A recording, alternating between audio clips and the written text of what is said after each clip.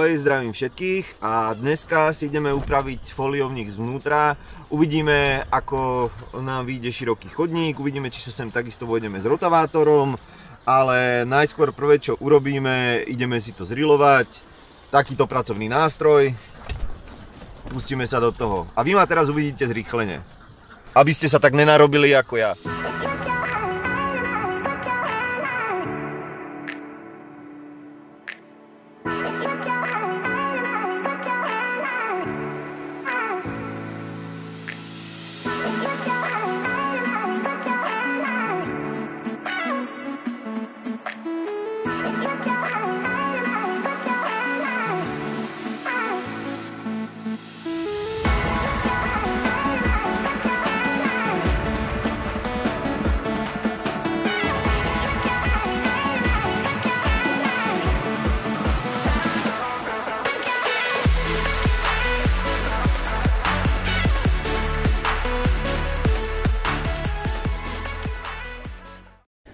Skopané by bolo a teraz ja chcem vybrať z chodníka zhruba nejakých 5 cm dole, aby som to dal nižšie, a to kvôli tomu, že foliovník má síce na výšku 2 metre, ale presne jak ja chodím, tak si búcham hlavu o túto vzperu a preto to chcem dať nižšie, aby som si tu mohol pohodlne chodiť.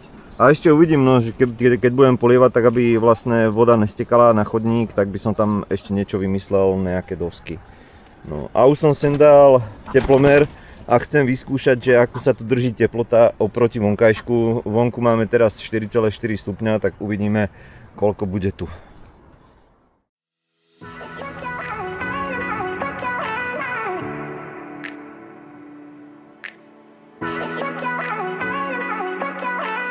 Ja som si tu takto nanosil takéto drevené dosky, čo bolo ako keby na kúrenie ešte, ale si myslím, že ich ešte dokážem zužitkovať, kým sa na čisto rozpadnú.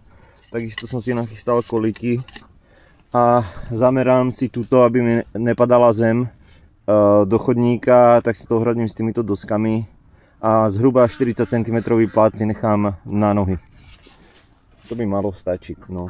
A inak meral som tu teplotu, je tu daný teplomer už asi hodinu a je tu rovných 19 stupňov.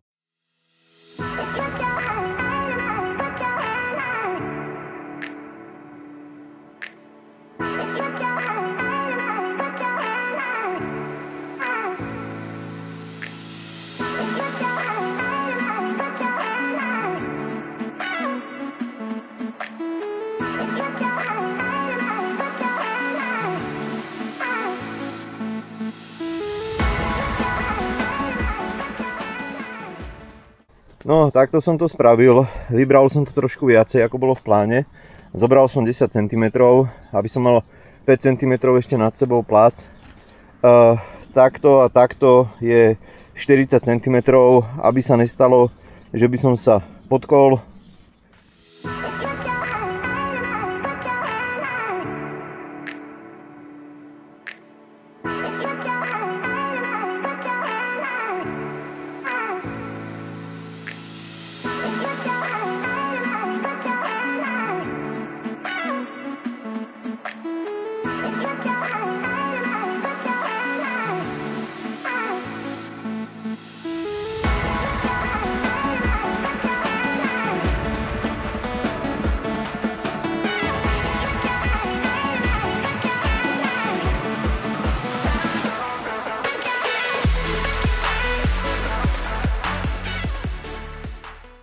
Tak foliovník máme už hotový aj zvnútra.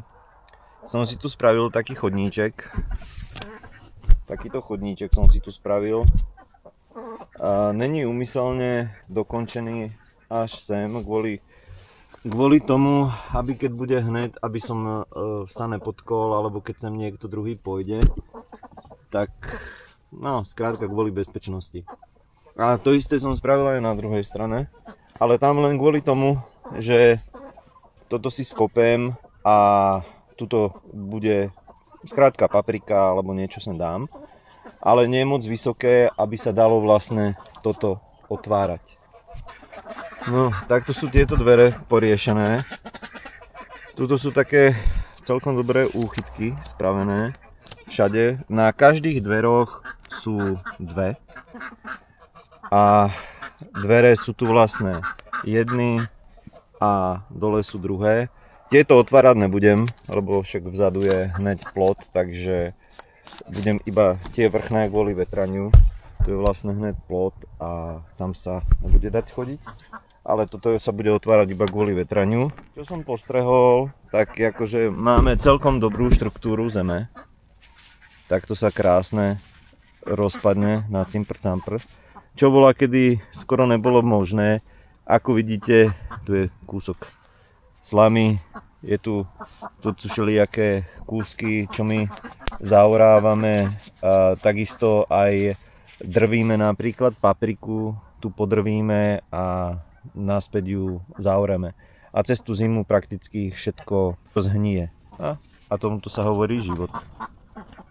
Vieme, že máme správnu zem. No, už to tu sem len vysadiť a je to. Ja si tu ešte odsledujem, jak tu kolíše teplota. Na obed tu bolo 20 stupňov, teraz je, myslím, že okolo 3. A už tu je 12, slnko zašlo, ale aspoň tu nefúka, no. A prvá vec, čo sem pôjde, bude dusikaté vápno. Keďže je to foliovník, budú tu papričky.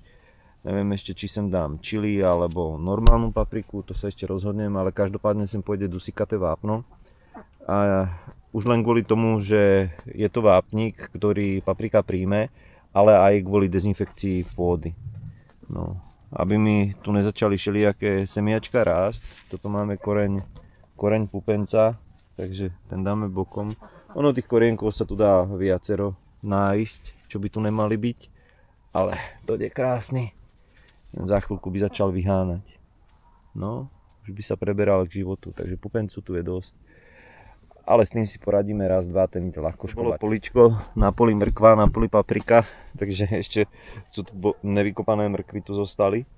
A tuto som dal, že korene paprík vlastne. Inak by nemala ísť paprika na papriku, snažíme sa to striedať, ale bohužiaľ tento rok sme postavili foliovník a z toho dôvodu sem budem dávať dusikaté vápno. Korene sa nerozložili, ale jedenkrát zrotavátorovať, aby bolo po koreňoch, lebo už sú také polorozpadnuté. No, tak skrátka z toho dôvodu sem pôjde dusikaté vápno, aby sme sa vyhli fuzariózam. Pierko nám vôbec nevadí, tu máme rohovinu. Takže máme tu skrátka dobrá štruktúra zeme, to sa mi veľmi páči. Len jeden jediný nedostatok je, že tu máme tie fuzariózy a tých sa potrebujeme zbaviť. A dá sa ich zbaviť len tak, že nebudem po sebe pestovať tie rastliny, ktoré sú náchylné, ale čo sa týka malých záhrad, tak je to prakticky nemožné. Lebo ja keď pôjdem s traktorom, tak vlastne dajme tomu, že mám 20 metrov od seba iba papriku a paradajky, ale ja keď pôjdem s traktorom, tak vlastne ja keď chytím, tak ja potiahnem tie baktérie a mám to po celej záhrade. Takže jediný spôsob, ako sa tomu vyhnúť, je dusikaté vápno, okopávanie, menej časté polievanie, aby to všetko vyschlo. Čo sa týka takto ešte hnojenia, tento rok tu je zapracovaný vlastne ako keby kompost, alebo tak jak skrátka urieme, tak vždy sem vlastne zapracujeme to, čo má byť, takže teraz to je vyhnojené, ale budem papričky sledovať a keď budú mať nejaký nedostatok, tak budeme musieť pridávať hnojivo.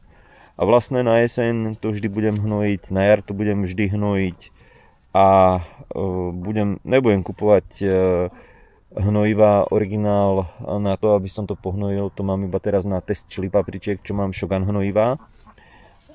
To skrátka nemám na celú záhradu. Ale budem sem dávať normálny kompost, sem vždy zapracujem.